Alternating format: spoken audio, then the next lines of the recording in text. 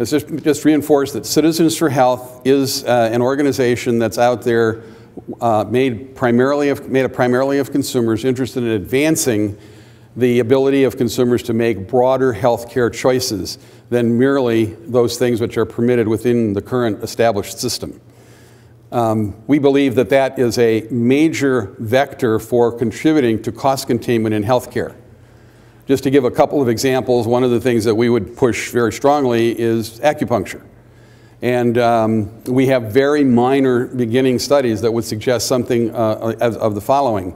And we use these to apply to the FDA for approval of acupuncture needles as a safe and effective device, and they were approved. It was 1996. Think about this, from 1973 until 1996, acupuncture needles were technically illegal in the United States. This is at a time when 45 states passed laws allowing consumers access to acupuncture, but still officially the acupuncture needles were considered to be illegal.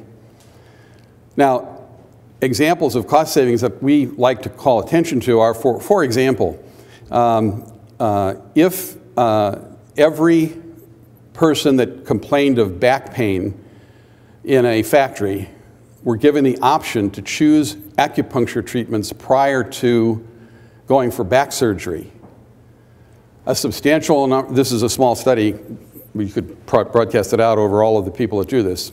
Back pain on factory jobs is one of the highest interventions in people's health care in factories. In these instances, over 50% of the people that chose acupuncture got eliminated, their back pain was eliminated at a cost of roughly $3,000. The back surgery that they would have had to take instead would have cost $30,000. We argue that at a minimum, this kind of an event should be looked at as part of our overall health care program. It's not there at the moment. In addition, if first responders, people in ambulances, knew the acupuncture protocol for stroke, you would systematically reduce, this is another study done from Boston University, you would reduce stroke damage by 30%. In addition, if you were to use acupuncture's asthma treatment approach in emergency rooms, you could reduce the number of hours spent by an asthma patient in an emergency room from 8 hours to 1 hour. Emergency rooms are filled with asthma patients who take up space and time and don't really get all that much good help. I only put this out as a minor example of what we believe could be useful in helping us cut healthcare costs by broadening the choices that the marketplace could offer. And it's really an aside to the main points that I was going to talk about. The main point I want to talk about is the ways in which, beyond the bureaucrats that you're hearing about here, how other people who are enforcing laws in the American system diminish consumers' access to health care. And I just wanted to use 3 of my own cases as examples. One was a physician, very well-known physician in the 1980s, late 1980s, Dr. Virginia Livingston Wheeler. I don't know if you've ever heard of her, but she was one of the leading alternative cancer treating people and had a very large following and ran afoul of Medicare, charged with Medicare fraud. This is what happened. Just so that, not to be too much suspense, we won that case and she was exonerated, and that was a good part of the story. But what happened is she did not take Medicare. She had signs telling her patients that they weren't covered by Medicare. She held instructions for all patients not to bill Medicare. But in fact, some patients billed Medicare.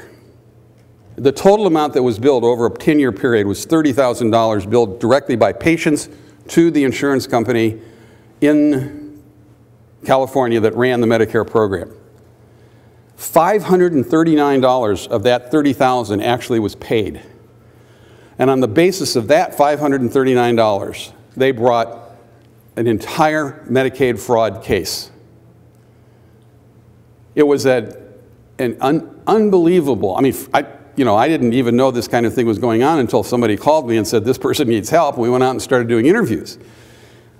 Medicare, in order to bring this case, had come in and taken 9 files of patients. And on the basis of those 9 files, they said this treatment is fraudulent.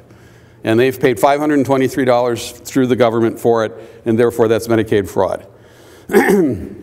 So our strategy, I want to do this because I'd like to get a feel for what this is like from a legal point of view.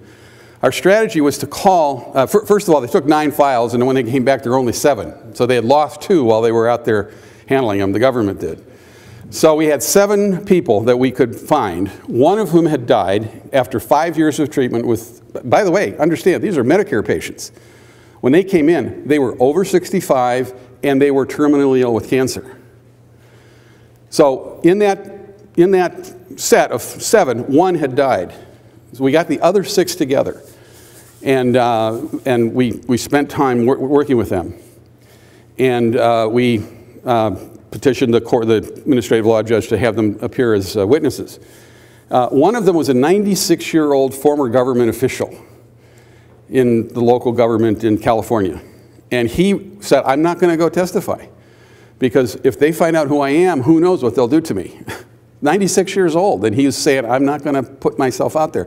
But he was spry, and there he was sitting in the restaurant with us, perfectly healthy guy. The others, and interestingly enough, the others, I think they were all women, but all of them wanted to get in there and fight, and they did.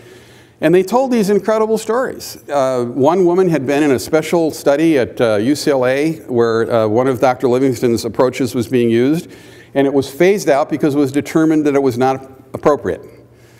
She was with 19 women in this group. She sought out Dr. Livingston. She said, well, where can I find this? And she found Dr. Livingston, who had worked out a way to get this particular treatment. And she came there and became very involved in the process and testified to the judge that the other 18 women in her group had all died. And it's extraordinary. Each one of these patients had a story like that, one way or another. So a woman came in terminally ill with cancer, over the age of 65, and came to Dr. Livingston. And when she testified 6 or 7 years later, she was talking about how she was windsurfing. The whole concept was that here was a doctor doing stuff that people wanted done, and on top of that was working. Now, she did nutrition, she did psychological counseling. One of the things that she did is she would bring all of her new patients every Thursday. She had a meeting all afternoon where her new patients would come and meet with old patients who had been cured. And that, in many ways, she thought was the most important thing she did, because people were there who saw that, in fact, cancer is not a total death sentence. But the whole program, she had a diet program, she had a whole framework of things. And these people were very much like you were talking about, a family. They were all there. Government put hundreds of thousands of dollars into prosecuting her. We were able to bring in all of our evidence, and we were able to win that case. And it was just a very interesting PS to the story is that I got a call from the judge's clerk saying the judge would entertain a motion under the Equal Access to Justice Act. That's the motion that you get to file if you can prove that the government has been irresponsible in bringing a case.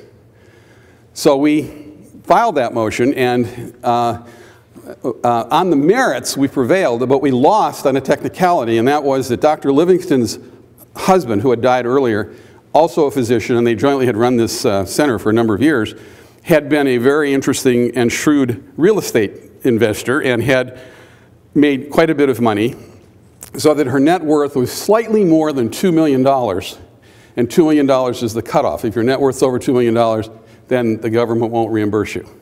This gives you a little bit of a feel for how our system works.